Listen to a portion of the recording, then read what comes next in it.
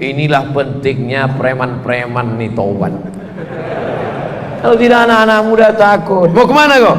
Mau ke sana sebentar, Pak. Takut diganggu parkirnya, takut diganggu motornya. Tapi kalau sudah preman masuk Islam, tobat dia, hijrah dia. Mau kemana? Ngaji. Apa yang tidak nanya?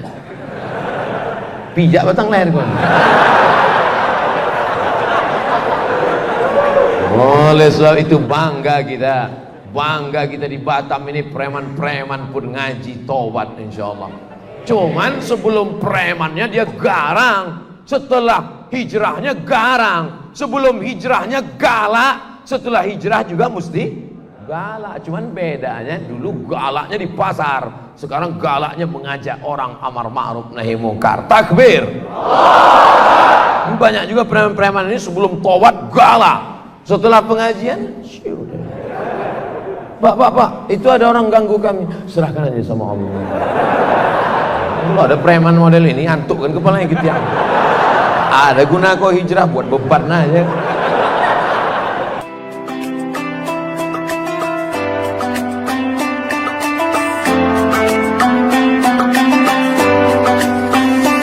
Kalau terkumpul duit malam ini mau dibangunkan klinik du'afa. Orang susah tak ada duit masuk klinik, sementara biaya pengobatan mahal melambung.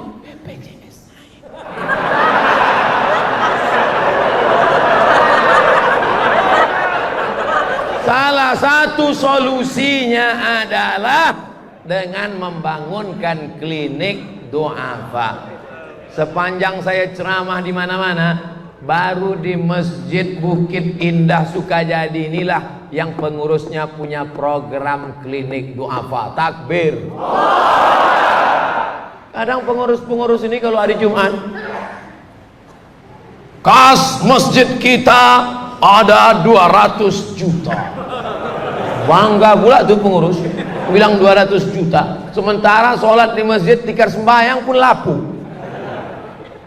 Itu bukan duit kalian pengurus, itu duit umat, betul? Belikan sajadah, bangunkan WC, bangunkan kamar mandi, bangunkan toilet. Kalau perlu yang kerannya tak main putar lagi, batuk keluar air.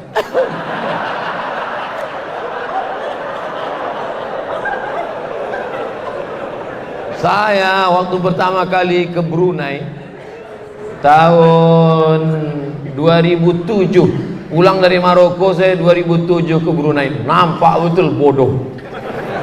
Sampai situ tak tahu saya mana yang mau diputar ini. Tapi saya tak mau nanya, masa LCMA nanya? Saya tunggu orang masuk. Nanti cemana dia cara mengeluarkan air?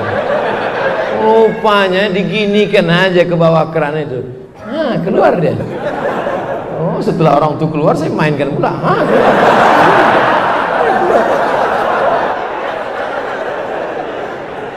Itulah. Kadang pongah juga kita.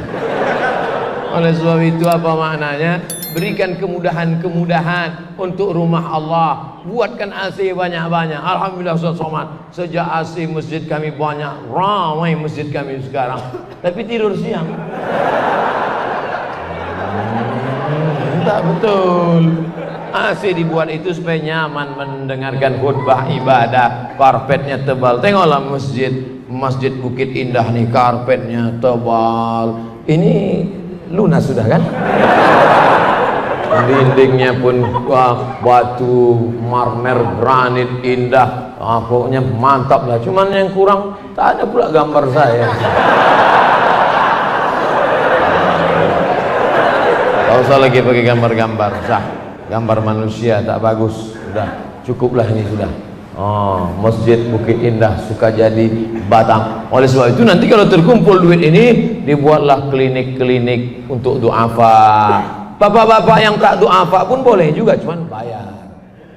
Ada klinik gigi, ada klinik bersalin, ada klinik kulit. Orang yang sakit gigi jauh dari Allah, tapi kalau kliniknya dekat masjid, pas azan Allahu Akbar, Allahu Akbar, kata dokter, Pak ke masjid dulu Pak.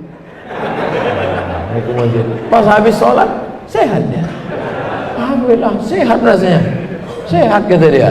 Begitu juga dengan ibu-ibu yang hamil tuh, tak pernah dia mendengar ayat Quran, tak pernah dia berwudu, tapi begitu sama ibu-ibu sudah sholat, sudah, mudah-mudahan diberikan Allah kemudahan ya, tenang jiwanya. Itulah makanya klinik di halaman-halaman masjid, kebetulan ada tanah kosong, buatkan klinik duafa, klinik. Bapak ibu kalau pergi menengok orang-orang susah yang tak punya duit, masya Allah, tabarakallah. Saya kemarin pulang dari Sabah, Malaysia. Saya mau ngasih tahu aja bahwa saya ceramah tuh udah luar negeri aja sekarang. Ustadz Samad ini orang hebat, kata Pak Cik, ini orang hebat Ustadz Samad. Apa hebatnya Pak Cik? Dia datang ke rumah sakit, dicarinya orang miskin yang jauh dari kampung, yang tak punya penginapan di kota, otomatis tak ada tempat tidur, tak ada makan, dibelikannya nasi kotak, nasi bungkus bagi. Sampai akhirnya satu hari rupanya salah bagi, dikasihnya orang kaya. Orang kaya ini nanya, ini bukan hak saya bagi-bagi. Oh, akhirnya dia pula membagi kepada yang lain. Nah, jadi ada saja ide-ide orang untuk membuat kreatif untuk membantu. Ini makannya, tapi biaya kesehatannya. Saya pula pergi ke Bandung, ada orang kena kanker mata, ada saudara kita yang kena kanker leher, pelubang tenggorokan, ada yang kena kanker perut. Sudah saya tanya, ini sudah berapa bulan? Baru 4 bulan Ustaz, tapi rasanya sudah sesak nafas. Mau dioperasi kapan? 2020. Sekarang baru bulan September, 4 bulan aja udah sebesar itu. Meletuplah 2020. Akhirnya dibawa langsung ke rumah sakit. Kenapa? Karena ada orang yang berbagi. Banyak orang miskin diuji dengan kemiskinannya sabar, tapi banyak orang kaya yang diuji dengan kekayaannya tak sabar. Orang sabar diuji dengan miskinnya sabar, orang kaya tak sabar, datang bakhilnya, datang pelitnya, datang kikirnya. Kalau kakinya diuji untuk datang ke masjid, kuat. Diuji telinganya dengar ceramah, tahan. Diuji untuk tegak berdiri di luar tak dapat tempat duduk, tahan. Yang berdiri jangan tersinggung, karena aku pun berdiri juga dari tadi. Tak bisa rupanya Ustaz duduk. Bisa duduk kursi udah secantik ini, tengok mahal ini. Kenapa Ustaz tegak berdiri? Nanti kalau saya duduk yang belakang tuh bilang tak nampak Pak Ustaz, padahal udah dikasih layar 2, udah mantap-mantap. Ini layar ini memang permanen. Alhamdulillah, karena dibagi sebagian masjid ada yang masih minjam. Artinya masjid kita sudah kaya, sudah mantap. Kalau untuk sarana prasarana ibadah sudah cukup rasanya. Karpetnya, AC-nya, kipasnya, lampunya, layarnya, cukup sudah. Tapi tidak boleh terus merasa cukup. Mesti ada pelayanan kesehatan untuk saudara-saudara kita yang duafa. Dan tadi pula saya dengar sayup-sayup rupanya untuk tambahan kamar mandi, supaya jangan sampai orang terkencing-kencing di lantai. Harus ada tambahan-tambahan. Nampaknya sepele Bapak Ibu, tapi jangan pula kita berpemahaman siapa yang bangun masjid dibangunkan rumah di surga. Siapa yang bangun masjid dibangunkan rumah di surga. Jadi kalau membangun WC, masa masuk surga cuma dapat WC Pak Ustaz? Bukan gitu cara berpikirnya. Ini otaknya harus diluruskan. Yang mau kita ambil pelajaran di sini bahwa kita sudah memudahkan urusan orang lain. Tidak ada urusan yang paling sulit daripada urusan buang air. Betul? Yang pernah kebelet merasakan itu. Itu kotak naik. Kalau ada orang mau ngasih duit, ada orang mau ngasih cincin emas, ada mau ngasih duit, dengan mau ngasih WC sedang kebelet sikit lagi mau tumpah, pilih mana? Duit apa WC? Berapa lama orang dalam perjalanan tolong cari pom bensin, tolong cari untuk apa Pak? Minyak kita kan full, bukan minyak ini udah di ujung udah. Rasanya mau diikat aja pakai karet. Saudara yang dimuliakan Allah Subhanahu wa taala. Maka kalau Bapak Ibu kasihkan duit ini lalu nanti untuk membangun WC, itu adalah memudahkan urusan orang lain. Saudara yang dimuliakan Allah Subhanahu wa taala. La tasubbu ashabi. Jangan kalian maki sahabatku. Jangan kalian maki sahabatku. Lau anfaqa ahadukum mithla Uhudin zahaban. Andai ada di antara kalian yang bersedekah emas sebesar bukit Uhud, sebesar bukit Uhud dia sedekah emas, tak sampai setengah tapak tangan Abu Bakar Siddiq. Ada orang Batam ini yang bersedekah emas sebesar bukit Uhud. Besar bukit Uhud tuh Pak Ustaz, panjangnya 7 km, tingginya belum saya ukur lagi. Kalau pergi kita ke Madinah, itulah yang panjang 7 km bukit Uhud. Kalau ada orang Batam yang mau sedekah emas 7 km panjangnya, berapa puluh ton, ratus ton itu, tak sampai setengah tapak tangan Abu Bakar Siddiq. Mengapa? Karena orang sekarang bersedekah dalam keadaan aman, damai, tentram, adem, ayem.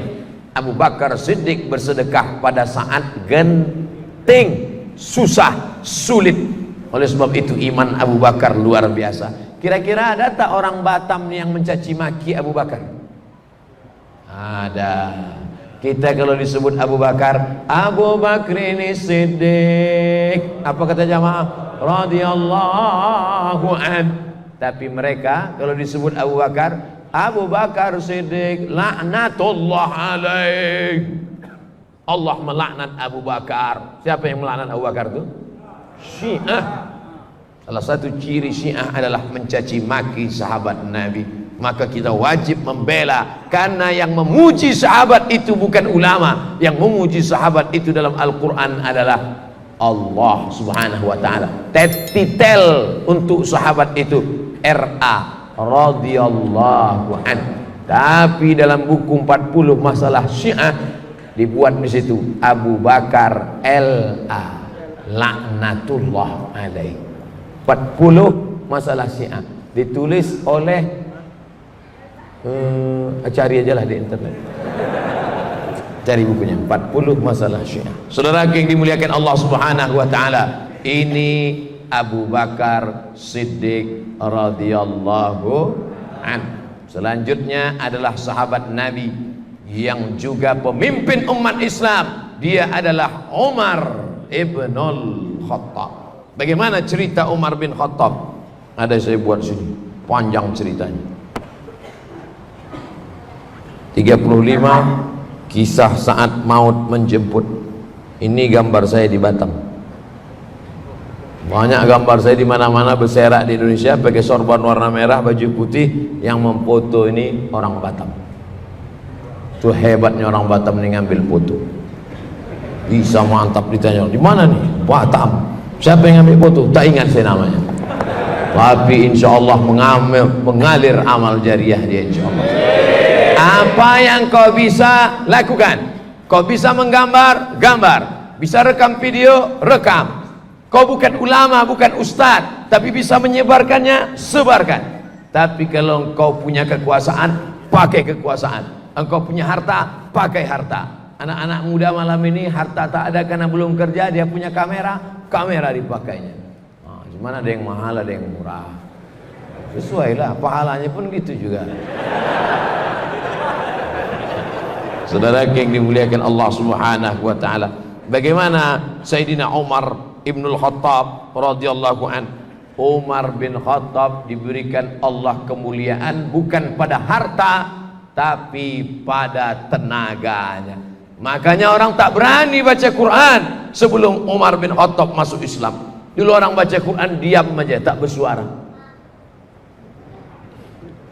Jadi sekarang kalau ada orang Batam baca Quran tak bersuara, itu masih sebelum Umar bin Khattab masuk Islam. Kenapa tak berani baca Quran kuat? Karena takut ditangkap Abu Jahal dan Abu Lahab. Takut dibuli, takut diejek, takut dicaci maki. Makanya Nabi berdoa, Allahumma a'izzal Islam bi umarain. Ya Allah, kuatkan Islam ini dengan 2 Umar. Ada dua Umar yang paling hebat di Makkah waktu itu. Satu Umar bin Khattab, satu lagi Umar bin Hisham. Satu Umar bin Khattab, satu lagi Umar bin Hisham. Umar bin Khattab semua kenal. Umar bin Hisham, siapa itu? Tapi kalau saya sebut nama kerennya, oh, Umar bin Hisham Abu Jahal. Abu Jahal. Makanya kalau kenalan sama orang tanya nama baik-baik. Nama siapa? Umar bin Hisham. Nama keren? Abu Jahal.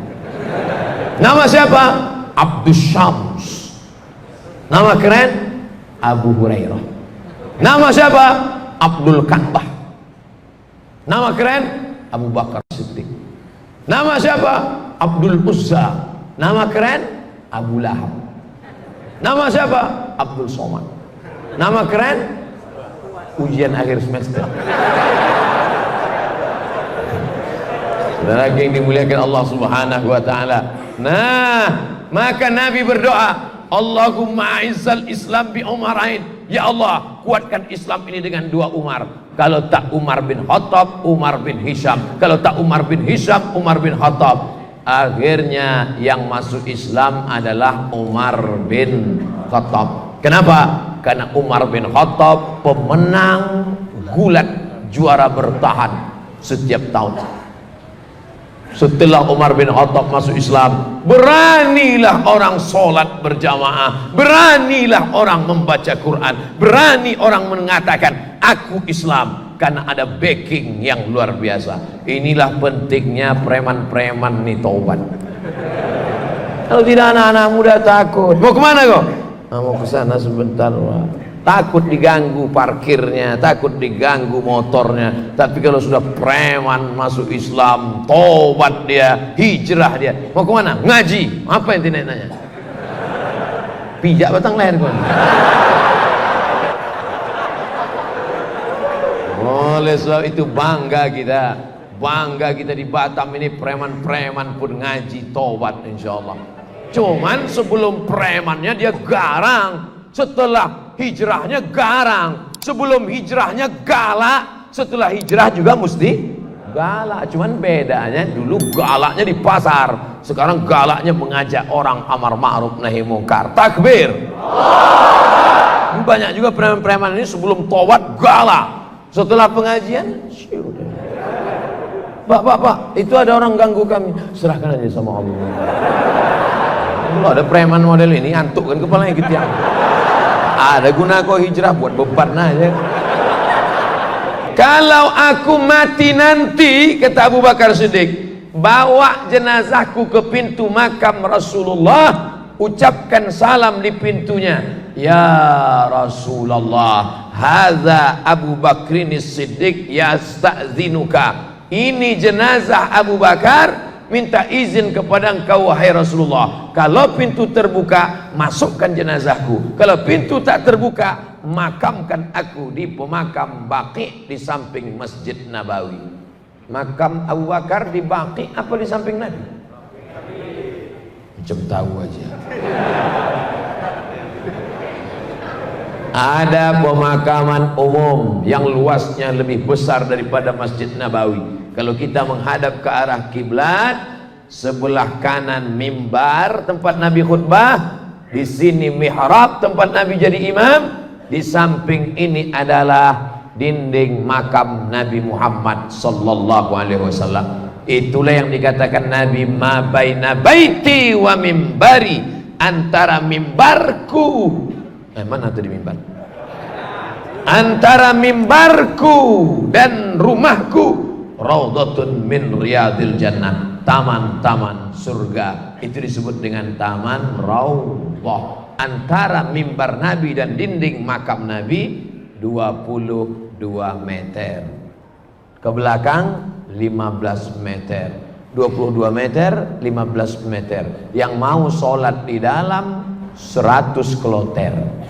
Makanya berdesak-desakan. Banyak orang di taman raudhah itu berdoa meleleh air mata. Ya Allah, ya Rabbi. Datang kawannya, kok nangis kenapa? Dari tadi tak dapat tempat. Sangka sedih kenapa? Doa lama tegak. Afrika itu tak mau pindah-pindah. Mau diusir dia tegap. Saudaraku yang dimuliakan Allah Subhanahu wa taala, nanti kalau aku mati, bawa jenazahku ke makam Nabi. Kalau pintunya terbuka, masukkan. Tapi kalau pintu tak terbuka, maka bawa jenazahku di Baqi. Pesan itu disampaikan dan dilaksanakan oleh sahabat-sahabat Nabi. Meninggal Abu Bakar Siddiq di waktu malam, mereka langsung memandikannya, mengkafankannya, dan mereka bawa ke pintu makam Nabi sesuai dengan pesan wasiatnya. Assalamualaikum ya Rasulullah, hadza Abu Bakr Siddiq istazana. Ini Abu Bakar Siddiq minta izin. Apa yang terjadi? Saqatal quflu, jatuh gembok dari pintu makam Nabi. Terus terbuka. Allahu Akbar. Langsung dibawa ke dalam sesuai dengan pesannya. Apa maknanya? Di Jabal Sur dulu mereka berdua saat dikejar kafir Quraisy.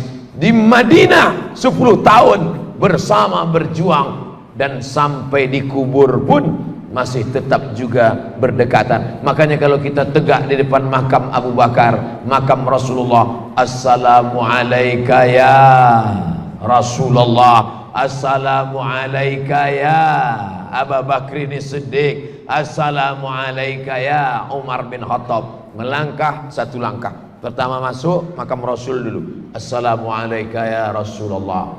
Melangkah satu langkah, Assalamualaikum ya Abu Bakr Siddiq. Melangkah satu langkah, Assalamualaikum ya Umar ibnul Khattab. Karena di dalam ada 3 makam. Mudah-mudahan persahabatan kita pun begini juga hendaknya, insya Allah. Di dunia kita bersahabat, di Batam kita berteman, sampai ke liang lahat pun kuburan kita dekat-dekatan, sampai dan nanti masuk ke pintu surga bersama dengan Nabi Muhammad sallallahu alaihi wasallam. Kira-kira bisa tak kita nih sama dengan Abu Bakar nanti? Oke, sekarang saya sebutkan kenapa Allah berikan Abu Bakar keutamaan yang begitu hebat. Pada saat hijrah pindah dari kota Makkah ke Madinah, Abu Bakar ini punya ayah namanya Abu Quhafah. Siapa namanya? Abu Quhafah. Ada tak orang Batam namanya Abu Quhafah? Tak ada. Kalau ada angkat tangan. Tak ada. Abu Quhafah ini benci betul dengan Nabi Muhammad SAW. Ayah Abu Bakar itu musuh Nabi Muhammad SAW. Maka begitu dia tahu anaknya itu pindah ke kota Madinah, lalu kemudian dia pun bertanya kepada cucunya. Nama cucunya anak Abu Bakar adalah Asma. Siapa namanya? Mesti panjang alifnya. Asma.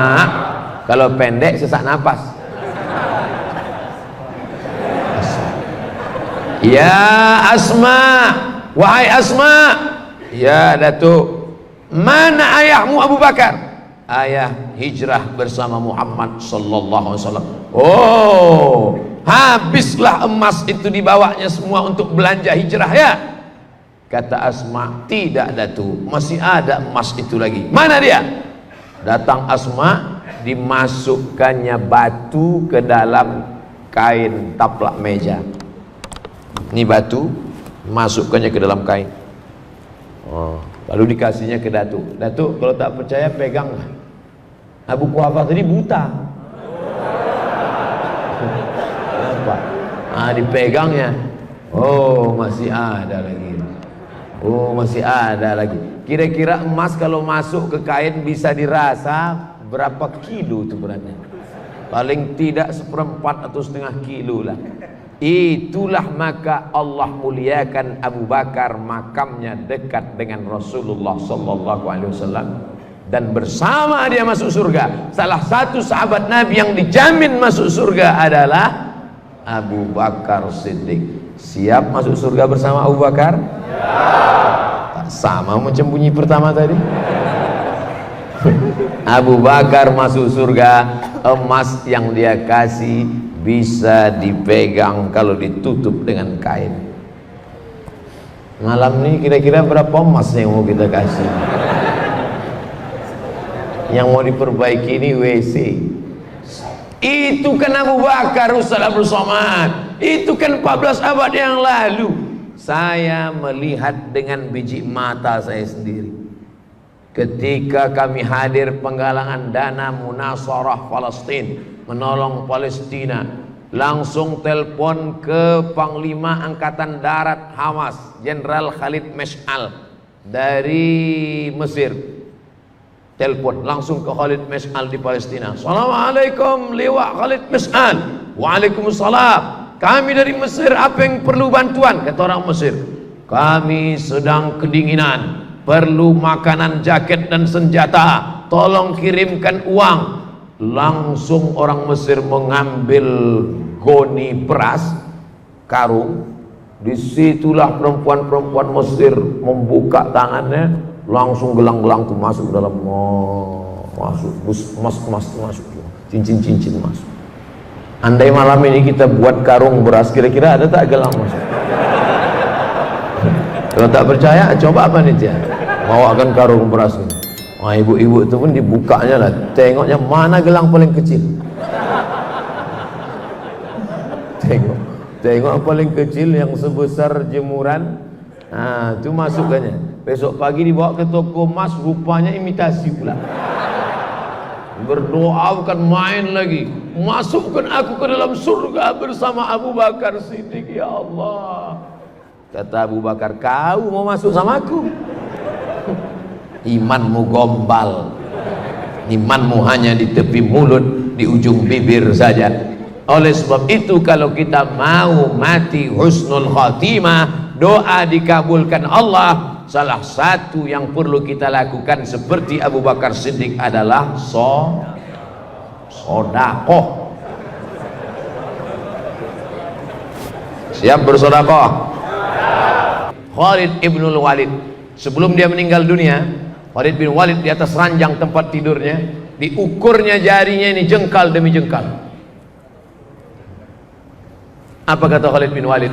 Coba kalian ukur badanku ini sejengkal demi sejengkal. Setiap jengkal badan Khalid bin Walid tak ada yang kosong dari 3. Bekas tombak, bekas anak panah, bekas pedang. Jadi kalau dibuka lengan Khalid bin Walid itu nampak 3. Bekas tombak, bekas pedang, bekas anak panah. Sungguh pun begitu badannya hancur karena jihad fisabilillah. Menangis dia sebelum meninggal dunia. Mengapa engkau menangis wahai Khalid bin Walid? Amalmu banyak. Apa kata dia? Aku menangis kenapa tidak mati syahid. Berarti mikrofon ini udah disetting. Asal nyebut syahid sama jihad berbunyi dia. Marilah kita berjihad. Sampai nanti masanya kita ceramah tak boleh lagi ngomong jihad, tak boleh lagi ngomong syahid. Nampaknya dimulai dari Masjid Bukit Indah. Hari ini adik-adikku, anak-anak, sahabatku boleh tertawa, tapi mungkin sampai masanya. Kira-kira mungkin tak begitu? Mungkin. Ustadz jangan lagi sebut syahid, jangan lagi sebut jihad. Kalau mau ceramah, ceramah aja tentang masalah darah, darah haid, darah istihadah, darah melahirkan, darah bisul, darah kudis, darah jerawat. Assalamualaikum warahmatullahi wabarakatuh. Judul pengajian kita malam ini tentang darah bisul. Kalau bisul pecah, maka bisul terbagi 3. Ada bisul kecil, ada bisul besar, ada bisul sedang. Ulama ikhtilaf tentang bisul ini. Habis waktu gara-gara bisul. Bukan saya mengatakan fikih itu tidak penting, penting. Tapi ada fikul aulawiyat, masalah wudu, masalah toharah, masalah bersuci, penting ngaji, baca kitab. Tapi larut dalam itu, maka sesungguhnya kita sudah mubazir bukan mubazir duit, tapi mubazir intelektualitas. Innal mubazzirina kanu ikhwanas syayatin. Oleh sebab itu masalah intelektual ini hati-hati. Banyak juga orang yang kita sangka intelek, rupanya telek. Telek mambu. La yadkhulul jannata ajuzun. Tak masuk surga orang tua. Menangislah nenek-nenek. Kata Rasulullah, kenapa nangis? Aku tak masuk surga ya Rasulullah. Nabi tersenyum. Hatta badat nawajizuhu. Nabi senyum sampai nampak gigi gerahamnya. Jadi jangan sangka Nabi itu mentang-mentang Nabi serius saja. Nabi senyum sampai nampak gigi gerahamnya. Ketika datang nenek-nenek mengatakan, ya Rasulullah, aku tak masuk surga karena engkau bersabda la yadkhulul jannata ajuz, tak masuk surga nenek-nenek. Nabi tersenyum sampai nampak gigi geraham. Kira-kira kalau senyum sampai nampak gigi geraham itu macam mana? Katanya, saking senangnya hati Nabi, Nabi tertawa. Apa maknanya? Nabi pun juga ada bercanda tapi tidak berdusta. Ini banyak orang kalau sudah ngaji, nengok mukanya aja ingat neraka jahanam. Dan pikir Nabi itu tak ada tersenyum. Suatu ketika Nabi sedang duduk-duduk, datang seorang sahabat, celaka aku ya Rasulullah. Kenapa? Aku berhubungan kelamin dengan istriku di siang Ramadan. Ganti puasamu 2 bulan berturut-turut, 60 hari. Ya Rasulullah, sedangkan 30 pun aku tak tahan. Kalau begitu kau kasih fakir miskin 60. Aku pun miskin ya Rasulullah. Nabi pergi ke belakang mengambil kurma, dikasih Nabi. Kau miskin, ini kau bawa kurma, kasih orang paling miskin di kampungmu. Ya Rasulullah, di kampung itu aku yang paling miskin. Nabi pun tersenyum hatta badat nawajizu. Mendengar itu kata Nabi pun tersenyum. Kata Nabi, bawa balik, kau jangan makan sama bini. Nabi itu orangnya lembut, Nabi itu orangnya baik. Tapi ada juga saatnya Nabi itu tegas dan keras. Ketika orang berkelahi tentang masalah Quran, wah, apa kata Nabi SAW? Wa kanal insanu aksara syai'in jadala. Memanglah orang ini sukanya berkelahi, berdebat saja tentang masalah Quran. Ketika Nabi menengok masjid kosong, tak ada solat berjamaah, di situ Nabi marah. La yantahiyanna, jangan lagi kalian ulangi, jangan lagi sampai kalian tinggalkan masjid. Kalau sampai kalian tak solat berjamaah, la uharriqanna alaihim buyutahum, akan kubakar rumah mereka. Jadi ada masanya tegas, ada masanya lembut, ada masanya tersenyum, dan ada masanya tertawa. Yang ketawa aja, sisi ketawa, sisi ketawa. Gila itu.